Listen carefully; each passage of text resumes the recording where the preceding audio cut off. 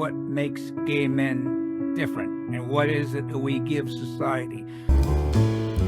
Perry Brass, I read your books before I ever knew who you were. Somehow we got thrown together. I grew up in Savannah, Georgia in the 50s in a totally segregated society. I grew up Southern, Jewish, impoverished, and gay. I think that reading is an extremely intimate act. There's only you and the book. People who read, I really believe they have a greater capacity for intimacy than people who simply look at their screens all day. One of the problems that we have in our culture is we're at a starvation rate for genuine intimacy. And I think that's what's caused our tragic suicide rate, especially suicide rate among gay men, especially among gay youth, that this kind of intimacy that we need, so many men are starving for that. What is the purpose of gay men? I think that gay men...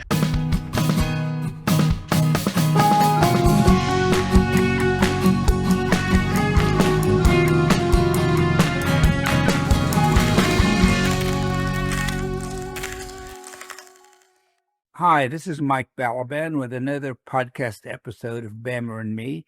Thanks for joining us today when my special guest will be Perry Brass, a longtime LGBTQ activist, playwright, author, and general all-around artist who lives in New York where we first met. Perry, thank you for joining us today. Well, thank you. You've lived a really full life. You're 78, I'm 73. As we discussed, I previously interviewed a number of your contemporaries who were LGBTQ activists in the 60s and 70s, most notably Jim Farrat and Michaela Griffo. But your journey is a singular one, and I can't wait to get into it now. Let's talk about your childhood. Yes. It wasn't an easy one, and you don't look back on it fondly. No, not at all. In fact, go ahead. I grew up in Savannah, Georgia in the 50s and into the early 60s in a totally segregated society. Black people were looked upon as either stagehands who were barely seen. Basically, they were there to do all the grunt work to keep society going, or as like animals. I mean, they were just considered not fully human.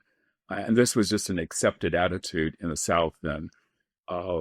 I tell people that I grew up belonging to four very different and often mutually exclusive groups, in the fact that I grew up Southern, Jewish, impoverished, especially after my father died when I was 11 years old and we were thrown into desperate poverty, and gay. I realized I was gay certainly by the time I was 12 years old. At the age of 11, I fell in love with a boy for the first time at Boy Scout camp. But this was something that you could not, you could barely breathe about certainly in the Deep South. I really believe that Southerners had gone, especially by the early 1960s, from really hating Black people to hating queers. We've become like the boogeymen of that society. And I often felt like the best thing that could have happened to me if I'd stayed in Savannah, Georgia, would have been that I would not have been murdered. There was this constant threat of violence around you if you even, breathed a whiff that you could be queer. I did not realize, though, that there was a gay underground in Savannah. Savannah is a very beautiful city with an intense class structure to it. And when you have this kind of class structure like you have in these southern coastal cities, in the upper classes, you have groups of gays who kind of keep the class system going. They're usually the antique dealers, the hairdressers, the interior decorators. So there was a gay underground in Savannah, and I finally became aware of that when I was 17 years old. At the age of 17, after having spent 1 year at the University of Georgia, which I call my year of incarceration at Georgia, where I had death threats in my dorm room because the other freshman boys decided that I just had to be queer, I decided to hitchhike from Savannah to San Francisco. I'd been told that San Francisco was, quote, crawling with queers, and I was really I just wanted to, see what that situation would be like, as you could be in this environment where where being gay was not, you know, penalized and detested the way it was in the Deep South at that point. Although I will say that there were gay people even in the Deep South, and the fact that they could hold a life together under that kind of duress really impresses me.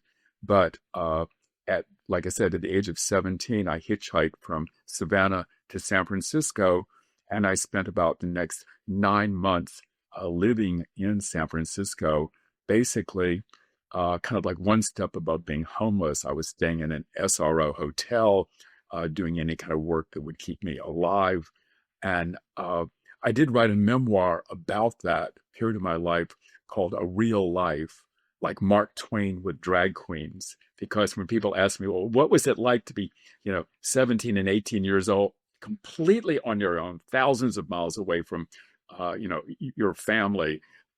I said, well, it was a story like Mark Twain with drag queens. It could have been Huckleberry Finn, but we had drag queens in it.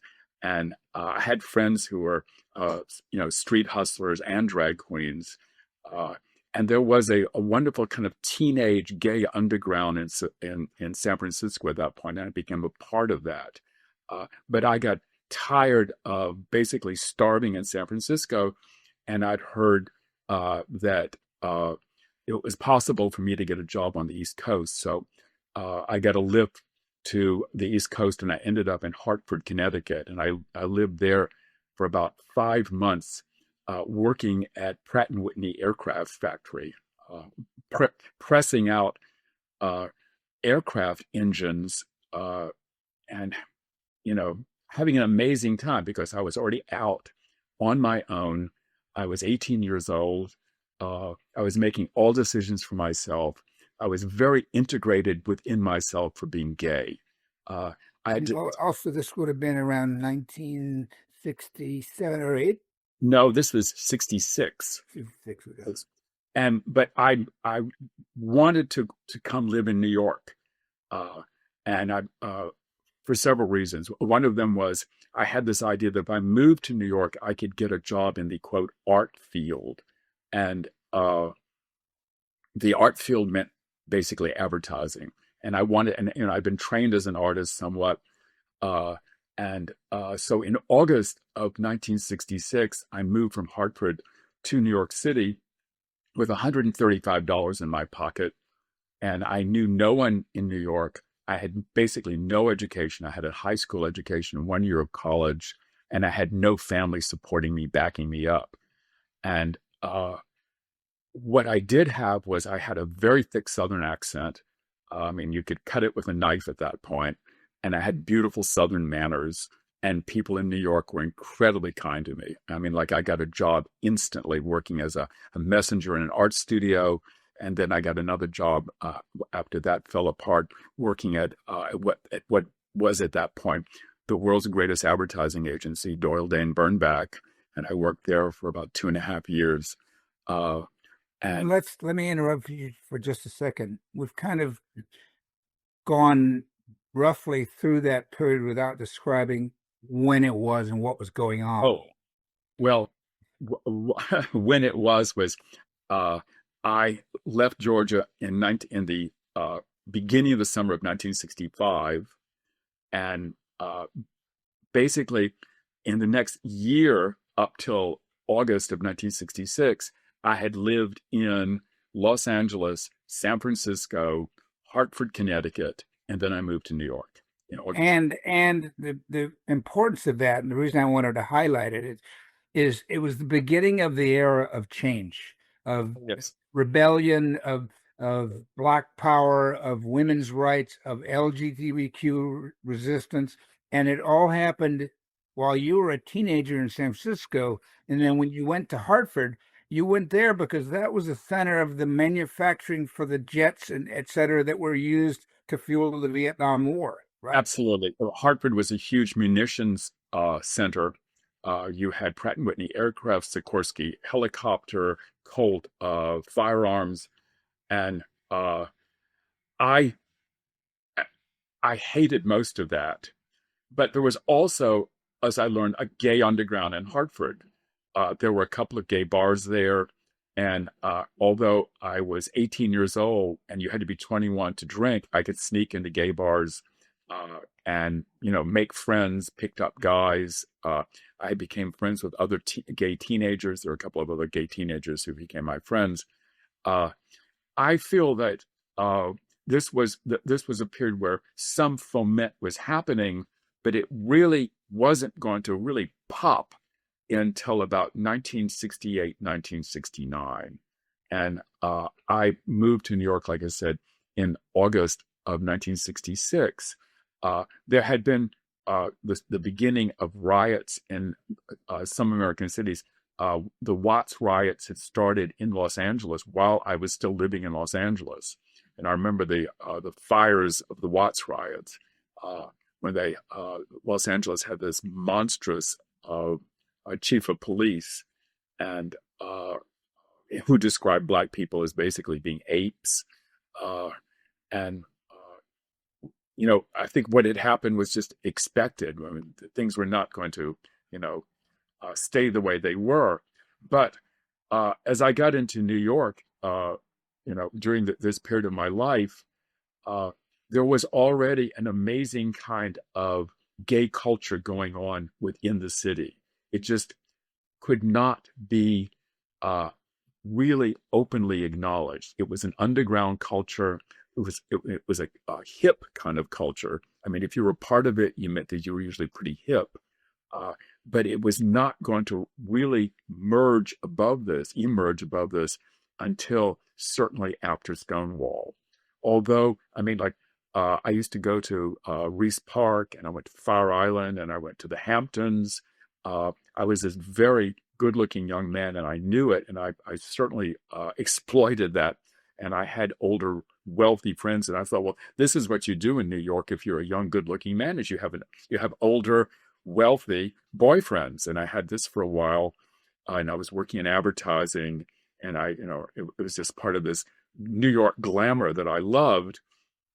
But all of that would change with Stonewall, and when in November of 1969 I joined the Gay Liberation Front, which is like the next chapter in my life, if you want to talk about that. And that was just the beginning, right? It came out after Stonewall. Oh, yes, absolutely. Yes, it was founded basically 1 month after Stonewall. Right. It was founded in July of 1969. So there was very little time between Stonewall and the founding of the Gay Liberation Front. But I did not join GLF until November of 1969. I had been going to the dances that the GLF threw at a place called Alternate U, and loved it. And but I had no real political background before I joined GLF.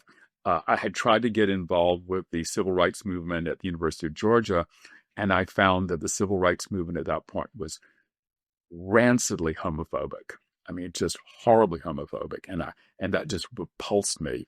I got out of that, and I decided that I was going to be apolitical. In fact, even I had very little interest in even the Vietnam War until I got into GLF, and being in GLF really politicized me, radicalized me. As I tell my friends, I drank all the Kool-Aid, and I stayed in GLF until about April of 1972, about when the organization just formally fell apart.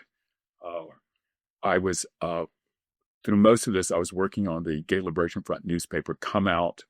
The last 3 issues of the paper were published out of my Hell's Kitchen, 4th floor walk-up tenement apartment. And I really threw myself into the gay movement at that point. And I loved it. I mean, it was an amazing period to be involved with gay culture and gay politics. And the whole tribalism of us was really beautifully happening at that point. We kind of have 2 strains to cover, and they really merged together.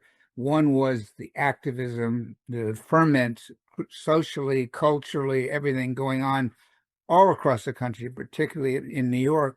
But the other one is you've wanted to be an artist since you were a child. Yes. Right? What were your aspirations from that early age, and how did you begin to realize them?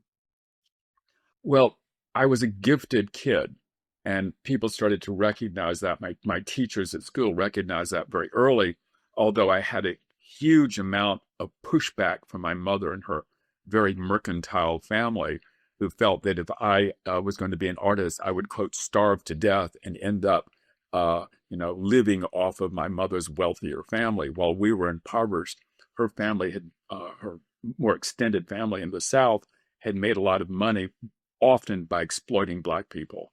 So their feeling was that nothing good was going to come of this. But I had been, drawing and painting. I majored in fine arts at the University of Georgia. When I came to New York, I got a job in advertising.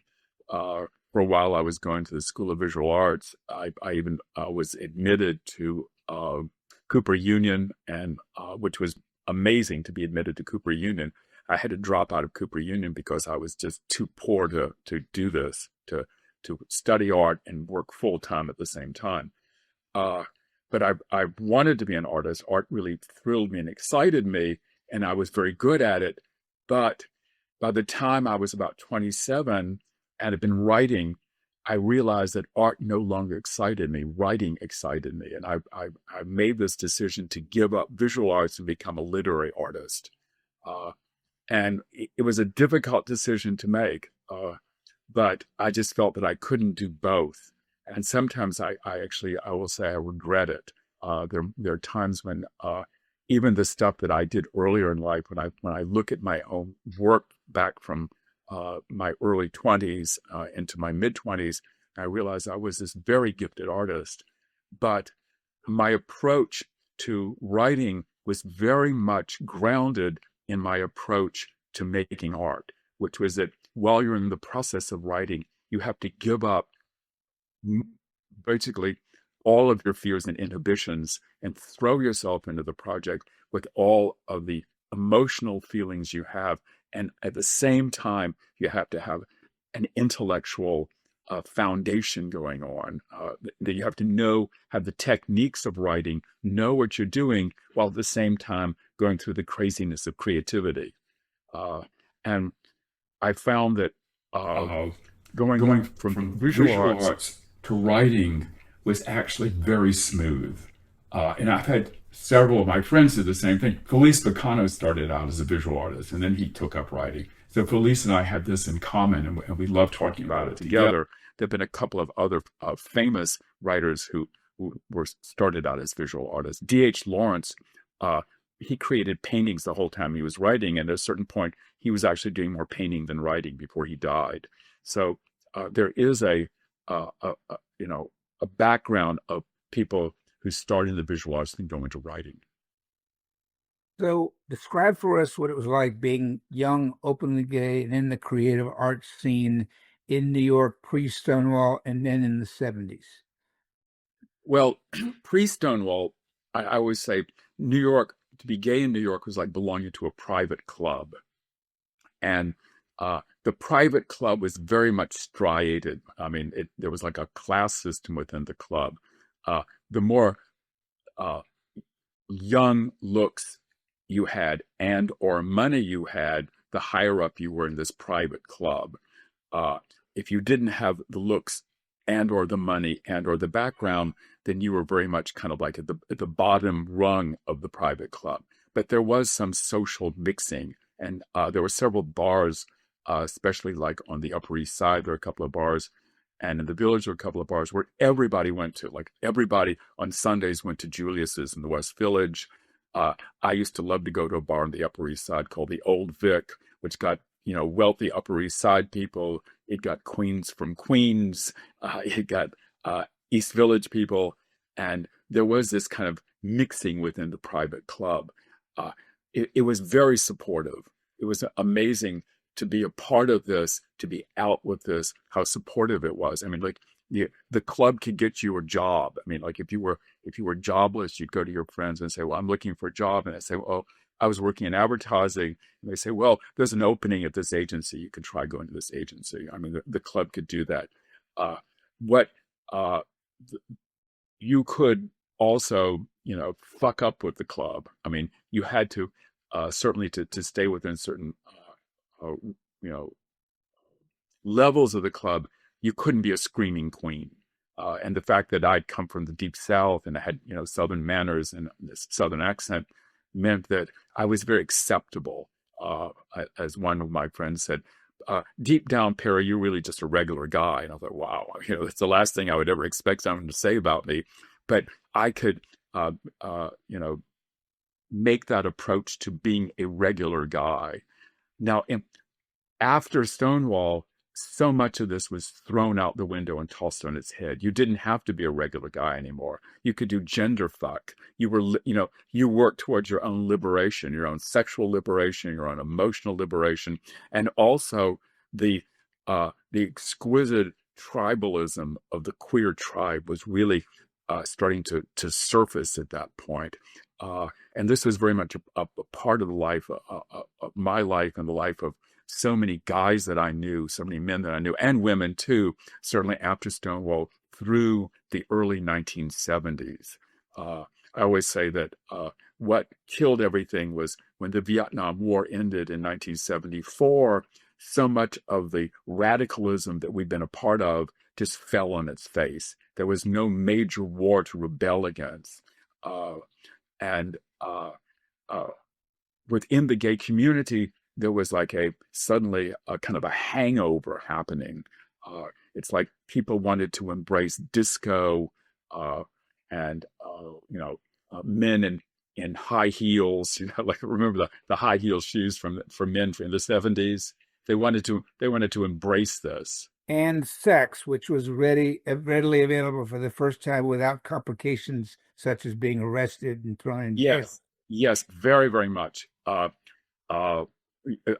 mean, you might remember the Continental Baths opened, and it was this huge thing. Like suddenly, you could go to a bathhouse that wasn't 90% grunge, and it didn't feel like you were entering a sewer. You could go into a fairly elegant environment. I always said that the Continental Baths its decor was inspired by Bloomingdale's, but there were 3 or 4 bathhouses in New York in the 70s, and you could go, into one for the price of a hot dog, basically. I mean, St. Mark's, Everard, what else? Well, St. Mark's and the Everard was grunge itself. It was a grungy bath, St. Mark's was a little bit less grungy. But you also had, besides the Continental, you had the club baths on First Avenue and First Street, which were fairly immaculate. They had a very young crowd in the club baths. I used to go there a lot. There was a place called Man's Country that was in the West 20s, I believe, and it was a huge bathhouse. There was one down on Wall Street called the Wall Street Sauna. There was one in Brooklyn, whose name I can't remember at this moment. But I mean, this was a part of gay culture, of this kind of bathhouse culture.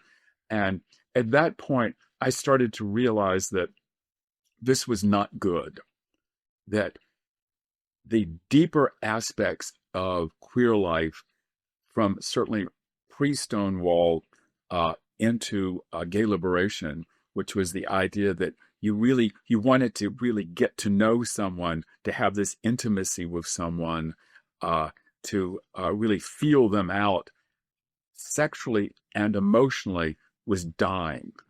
And I felt very bad about that. I really didn't like that. I was looking for something else. And this pursuit of something else really marked the decade of my 20s, until finally I did find something else in the fact that I fell in love with this young man who was in the American Air Force. And in 1978, I left my rent-controlled apartment and my friends in New York and moved to Germany to be with him. So that marked another chapter in my life. But so much of that desire to have this deeper relationship with someone came out because I was just tired of the bathhouse culture. I was tired of the almost compulsive promiscuity of certainly of the mid 70s and the late 70s. And from what I'd been told, was not living in San Francisco at that point, but San Francisco was like, as far as compulsive promiscuity, was New York on steroids. I mean, and I had friends who moved to San Francisco and just got really burnt out of it. I mean, they had to leave. They couldn't take it any longer. As one of my friends said, in San Francisco, even the goddamn laundromats have back rooms. Was the American soldier the guy who would become your husband, or was that somebody different? No, he was someone who's quite different. He preceded my husband, right? And we were together for 3 years. And during those 3 years, I went from being this fire-breathing GLF radical to being an Air Force spouse.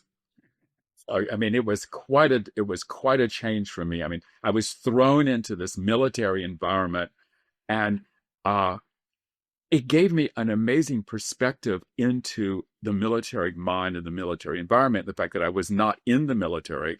In fact, I had, quote, checked the box to get out of the Vietnam War, the box that said homosexual tendencies. And here I was, with a partner who was in the Air Force, and many, many of our friends were in the military. And I kind of got to see how this part of society works, and also what it did to gay men in the military. And this was before Don't Ask, Don't Tell. This was kind of like Don't Ask, Don't Breathe. I mean, this was a horrible period to be queer in the military. So you've gone through the 60s and the 70s, and now we hit AIDS. Yes. Tell us what that was like. Well, that was hell. That was like going through a war. I described that. That was like going through a war. But interestingly enough, in 1972, with two of my close friends, we co-founded the Gay Men's Health Project Clinic, which was the first clinic exclusively for gay men on the East Coast. So I was involved with the clinic for about a year and a half until I dropped out of the clinic, mainly because I was kind of getting burnt out of political work completely, and I wanted to go back to my painting and my writing. But the clinic was starting to see in its gay population symptoms that would later be associated with HIV. There were guys coming in with what they call non-Hodgkin's lymphoma, which later became a symptom of HIV problems. And I remember one of my friends at this period was diagnosed with leukemia. And I thought, this is strange. How did he get diagnosed with leukemia? But it might not have been leukemia. He might have, when this happened, it was about 1979, and people were not even that aware of HIV, and you had all of these diseases that would later be associated with HIV, and no one knew, how are these diseases popping up in the gay population? So I was aware of this, and my husband Hugh, who was a practicing physician at that point, he's now retired. He was working. He was volunteering at the clinic, and this was several years after I dropped out of the clinic. But he was telling me that they were starting to see men come in with HIV symptoms, even though we hadn't even named HIV yet. We hadn't even named AIDS yet. At that point, it was called GRID. There was something called GRID, gay-related immunodeficiency. Immunodeficiency, exactly. Which was like a euphemism on top of another euphemism. The gay cancer. The gay cancer, yes. Which would, to me, when I hated that term, I loathed that term. I thought, it castigated queers, and there were so many of us also at that point who were reverting to self-hatred. They figured this was our fault. We'd done all this in the 70s. We're now, we're reaping the punishment of our behavior, and I didn't like that. Because to me that rejected the gay tribalism that I loved and that I felt we need. One of my uh, sort of foundational feelings is that gay men need each other. We really need one another. And that was one of the things that GLF really stood for, was the idea that the Gay Liberation Front was not simply about sexual liberation or queer liberation. It was about forming a community, a sense of tribalism and community, and that we were there for each other. And this gay cancer thing, to me, it was like a slap in the face at us. And it pushed us back into that hole of self-hatred and internalized homophobia. We've really been through an odyssey over the last 50 years. Excuse me, the rebellion, the resistance, the community building, and then suddenly giving all that up for pleasure, Yes. for hedonism, Yeah. and then AIDS knocking us back into reality, and suddenly having to adjust to that. And I don't know, in your experience, we first heard about it. I remember being at a coffee table in Fire Island in July 3rd, 1981, Yes. when Lawrence Altman's article about cancer discovered in gay men came out. And even though there were a lot of people getting sick and dying right away, Yeah. if you were in my world, not going out to the discos every night, not doing drugs every weekend, I didn't have people disappear right away. I later heard it was going on right and left, but it was not until the mid 80s before it started to touch my Wall Street life. Yes. My closeted middle class, upper middle class gay white man, right? Yeah. How did you experience the onset of AIDS? I was living in New Orleans at the time. Hugh and I had moved to New Orleans so that he could get a residency in psychiatry at Tulane University. And I was very much working as a gay journalist and as a writer. And I had started playwriting. And I was writing plays that were being done in New Orleans. And New Orleans was kind of a nice stopgap from New York, in that it had much smaller community. In New Orleans, I could meet virtually anyone I wanted to meet. I could, really move and mix in artistic circles. And I became involved with the ballet company in New Orleans as on an advisory board. I was getting plays done. I was, and doing journalism. So the problem in New Orleans, though, was that although it had an amazing gay community, it could not look at itself very realistically. Whereas in New York, people could look at themselves, I thought, much more realistically. So that in New Orleans, when AIDS really started to emerge, people just basically stuck their head up their ass. I mean, their whole idea was, okay, we'll have another cocktail, we'll go to another Mardi Gras party, we'll throw another party, we'll forget all about this. And also, it was like the perception of a lot of the world was that AIDS was the New York, San Francisco, Paris, London Yes. disease. Well, the feeling was that you were safe as long as you were not in these cities, Right. which was completely wrong. And what I did was, through just sheer almost accident, I got very, very involved with the AIDS struggle in New Orleans, because one of my close friends was one of the very first HIV. We don't like to use the word victims. Everyone hated that word victims. They would just say PWA. People with AIDS. Yes, but he was one of the first. So I started visiting him in this hideous institution called Charity Hospital, which was a charity hospital in the middle of New Orleans. It was a public hospital. And what Charity did was Charity threw open an AIDS ward, a huge room where they just stuffed men who had AIDS into this room with no preparation, no knowledge.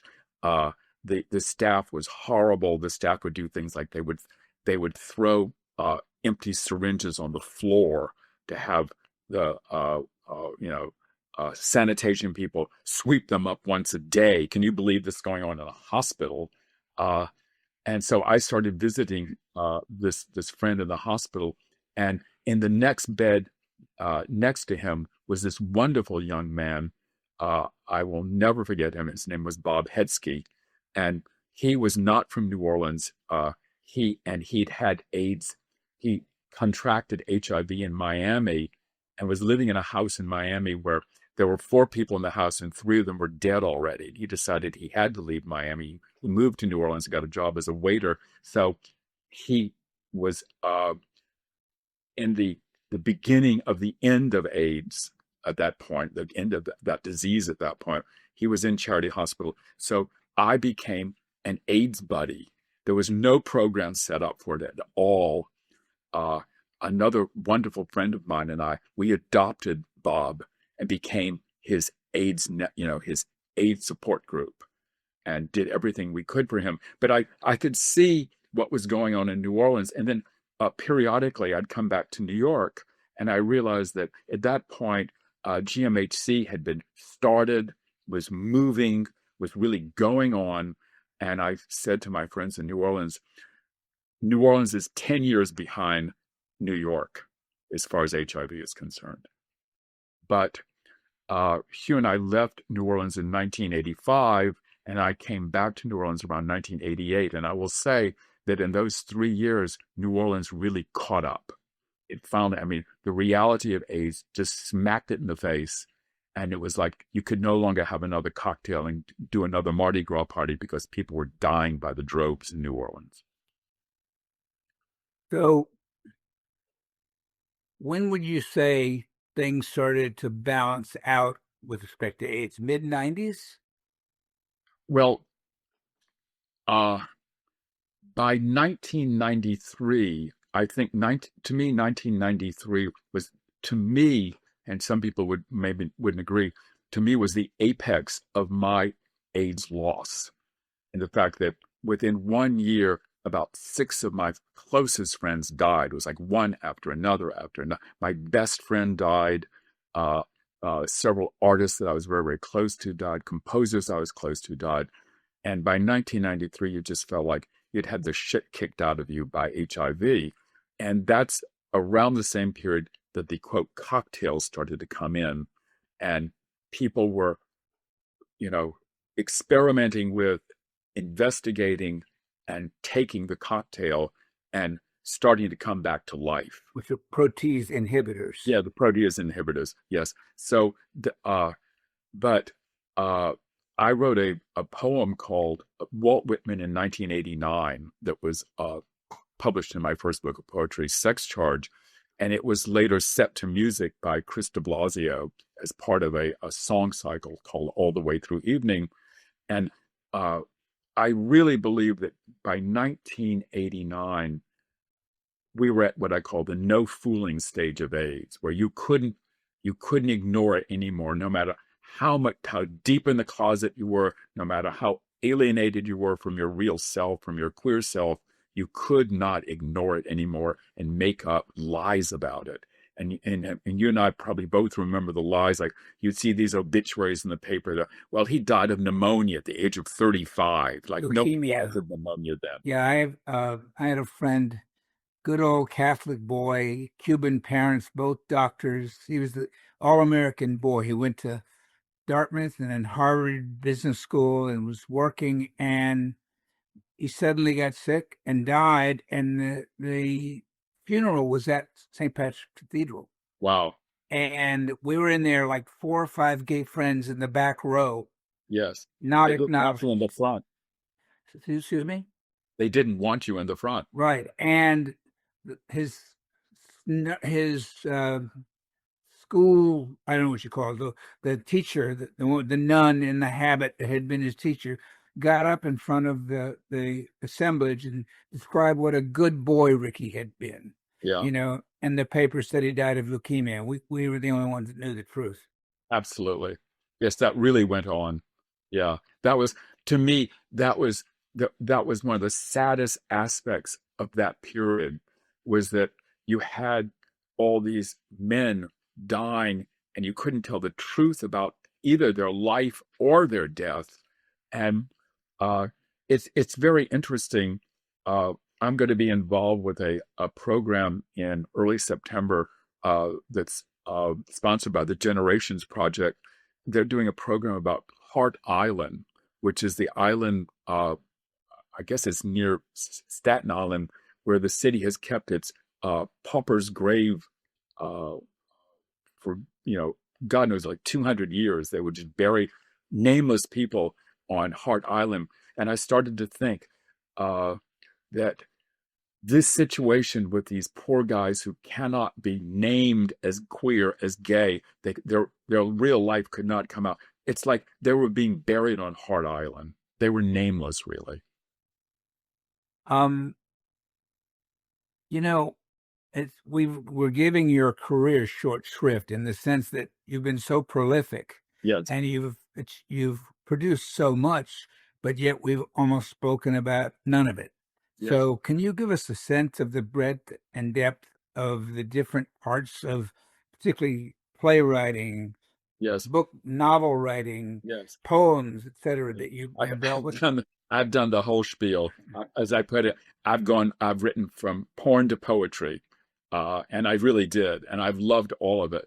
And my approach to all of it has very much come from my what I learned in the Gay Liberation Front, which is that you have to be totally honest, you have to be emotionally available, you have to be uh, uh, willing to place yourself in the middle of it, no matter what the consequences are. And I really learned that through my involvement with GLF.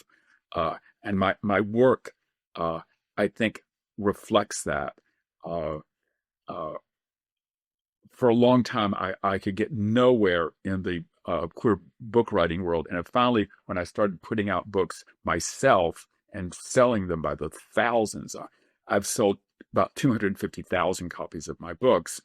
Uh, I realized that basically I was 15 years ahead of queer publishing in the fact that I wrote a novel that was set in the American military back when uh, uh, gay editors said to me, this is back in the late 70s, early 80s, they said to me, gay men are not interested in the military. None of them are in it. I mean, I had editors tell me this shit, when I knew there was this gay underground in the military. So, I mean, I was doing stuff like that and writing about HIV and writing about gay tribalism, which I really believe in. I still believe in it.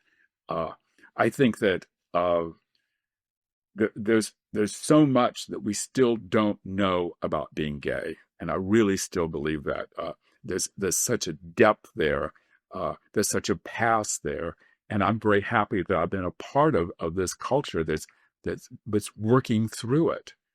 Uh, I'm but going to it's dig not, in. yeah, I want to dig into that further, but first, before we leave behind your career, I just want to make clear that you've authored 23 books. yeah, The first one didn't come out until you were 45 in 1992. two, Two? 42, 42, sorry. yeah, Okay. 42, exactly, Um, yeah, uh, and so you've covered the gamut. yeah. The gay theater, and what do you still produce plays?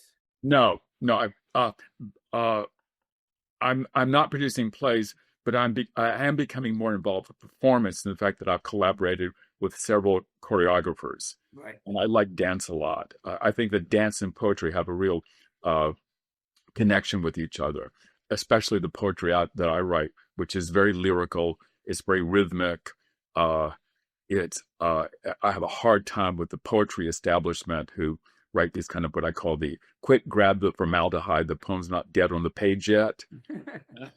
So I don't write that kind of stuff. So I've had a hard time with the poetry establishment. Uh, but I'm still involved with performance, and I love performers. And when I wrote plays, I just became enamored with actors. I thought, they just do this amazing thing. They take your words and breathe life into it. And I started wondering when I was writing plays, did Tennessee Williams, did he fall in love with his leading men all the time the way I did? It's like, my God, here's this embodiment of what I've created. Yes. Um, Walk us through how the publishing world has been roiled by the end of the internet, the arrival of the internet and the emerging now omnipresence of AI and how that affects livelihoods. Uh, Well, have, it's had the shit kicked out of it. That's all I can say. I don't know if I can say this on your podcast, sure. but the old world of publishing in New York is just dead. I mean, there's no. I just read this amazing statistic. Only 40% of the American people now say that they read for pleasure.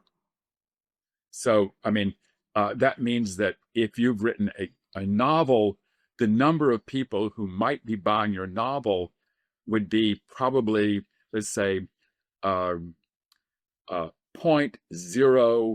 0.001% of the population may buy your novel. You know, With the average reading level of an American public being around the sixth grade. yes, you have that also. You have that also. Yeah, Yeah. it's very it it's very deflating to me on one hand, but on the other hand, I feel that it's very saddening because I think that reading is an extremely intimate act. There's only you and the book. And people who read, I really believe they have a greater capacity for intimacy than people who simply look at their screens all day. Uh, and one of the problems that we have in our culture is we have a just we're at a starvation rate for genuine intimacy, uh, and I think that's what's caused our tragic uh, suicide rate, especially suicide rate among gay men, especially among gay youth. That this kind of intimacy that we need, so many men are starving for that, and reading, I think, is a way to really work your whole self into an intimate relationship. I really believe that. The other aspect of that is the epidemic of loneliness that comes out of it. Oh yes, yes, and I feel that terribly among other people. Uh, I'm not lonely in the fact that I have a husband. I have very, very close friends. Well, let's talk about that for a minute. I Yes. mean, how did you meet and how have you managed? What have you been together? 38, 40 years? 45. 45. How have you managed to make that work for so long? Uh, it has worked beautifully because I have been centered enough to not be threatened by him. I mean, the fact that I'm an artist and he was a doctor. He's now retired. He came from a very different background than I did. We're both Southerners. I mean, I grew up in Savannah, Georgia. He grew up in Birmingham, Alabama. He came from a much wealthier background than I could even imagine. As I once said to him, people like me wouldn't even be invited to your house. you know, uh, I mean, as one of my close friends once said, Perry, if you hadn't been born Jewish, you would have been poor white trash, which is really the truth. Uh, uh, I was and am to a great degree amazingly centered as a person, and I think my creativity has kept me that way.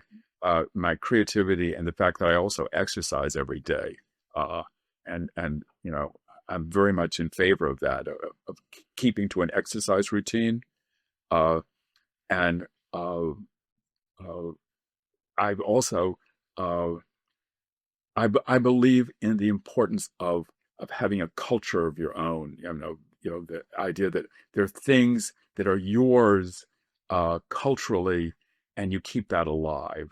So uh, we've had this relationship, and it's actually I think it's getting very better. I mean, in 45 years, you go through good times and bad times, but what the to me the most painful thing in my life will be what's going to happen if I lose him. And I've said, I hope I die first because I just don't know how I can live without you. I'm so used to being with somebody. Well, I'm sure he feels the same way. Yes, I believe so.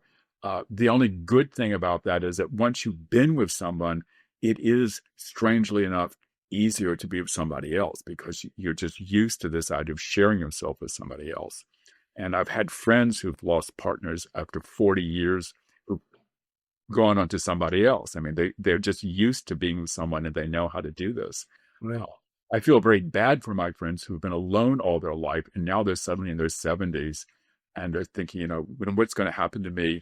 And our society is terrible at dealing with single people. It's horrible about that. Well, the LGBT community, in particular gay male community, needs to figure out a way to address it, whether it be we live together in group homes or what have you.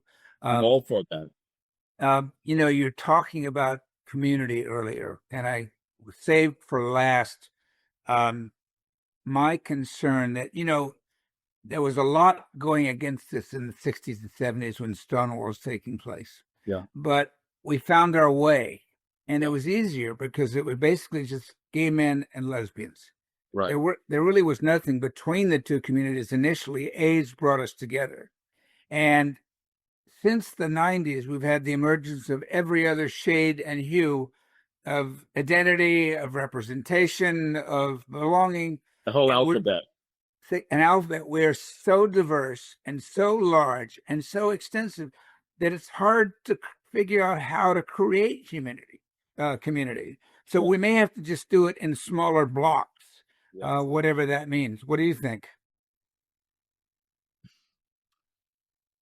I think that the terrible thing about all of this simply again is that it becomes a mask to dispel intimacy.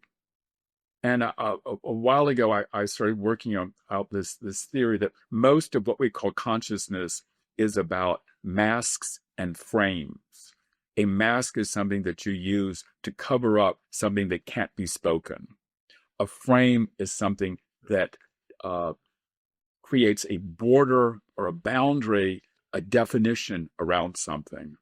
And so much of the idea, well, I'm transgender, but I'm not gay. I'm bisexual, but I'm not gay. Because gay still has a lot of pejorative, feelings. That so many kids think that gay is terrible, queer is good, but they don't like gay because gay to them means frivolous and weak and effete. And I don't feel that way at all. But queer sounds strong. All of these things are just masks to cover up the depth of need and want we have. And once you have this, you understand this, then you can embrace the whole Mishigas. Once you understand what this need and want inside yourself is, then nobody else becomes that foreign to you. I mean, like I have many trans friends whom I adore, and I have bisexual friends. I mean, so the idea that someone is bisexual, not gay, doesn't even, it's like, okay, I can deal with on all of that. Well,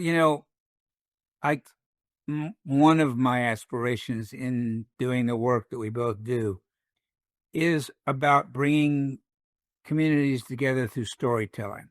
Yes. And my belief is that if you are a person with any empathy at all, yes, if you get introduced to someone who is like you but not like you, and you swap stories with each other, you can then relate to each other better and you'll feel closer, and then maybe community can come out of it. But what I've found is there's way too many young gay men that I've talked to who will say to me, I have nothing to do with the trans community. They're not part of my life.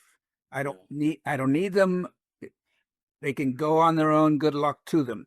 And I don't understand how they can't recognize the parallels that trans and gay men have gone through in terms of fighting for our right to be ourselves, right?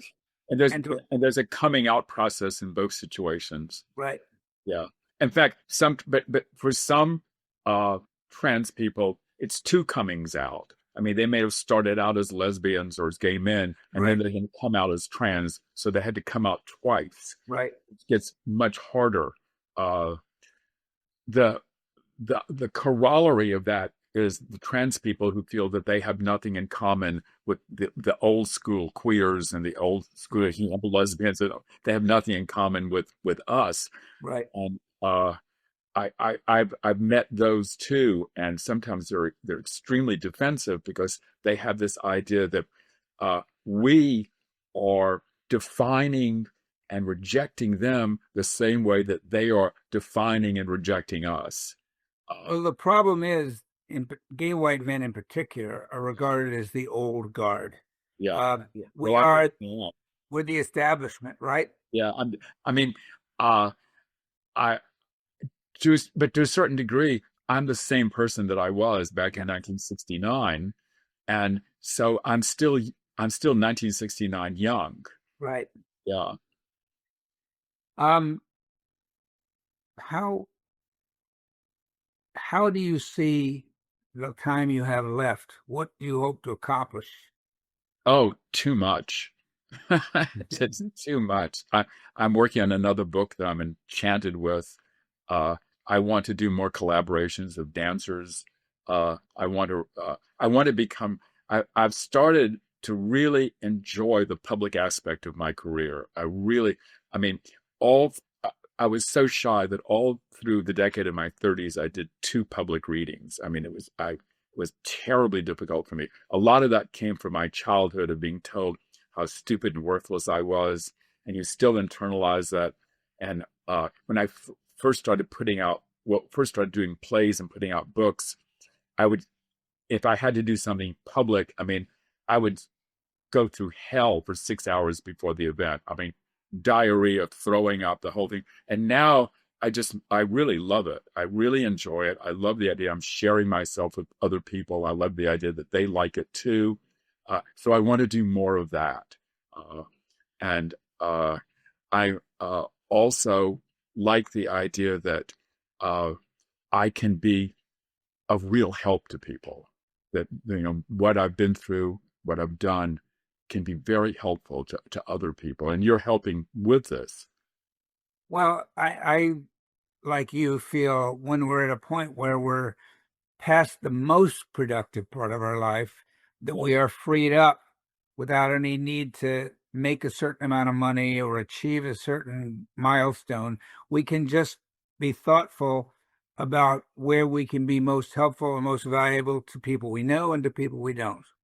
Well, you also get, I think, better at what you do. And I feel that the writing I'm doing now is some of the best writing I've ever done. It's Uh, great. yeah. There's a wonderful quote from the painter Eugene Delacroix. He said, "After I had lost all of my hair and all of my teeth, that's when I learned how to draw."